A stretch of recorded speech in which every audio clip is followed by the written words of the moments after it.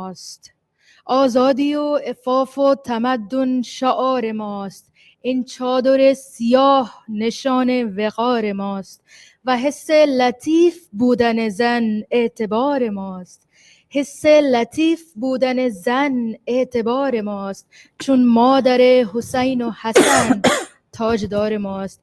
و بعضی دختر خانوما که میگن که باید دلمون پاک باشه، براشون یه شعری هست که ما پاسبان عفت و پاکی نفس خیش، ما پاسبان عفت و پاکی نفس خیش، لکن حجاب و پوشش ما پاسدار ماست.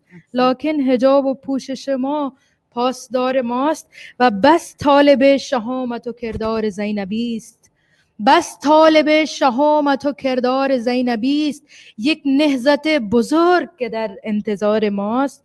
و ما پیروان و عاشق بانو خدیجه ایم، ما پیروان و عاشق بانو خدیجه ایم. آزادی و حقوق زنان ابتکار ماست، آزادی و حقوق زنان ابتکار ماست.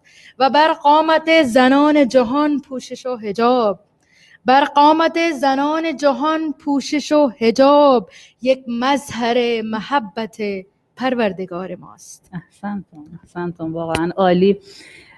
خانم شیرازی از طلبه های موفق ما هستن که به زبان اردویی، انگلیسی و فارسی شعر میگن و شعرهای انقلابی و بسیار زیبایی دارن. انشاءالله که موفق باشن.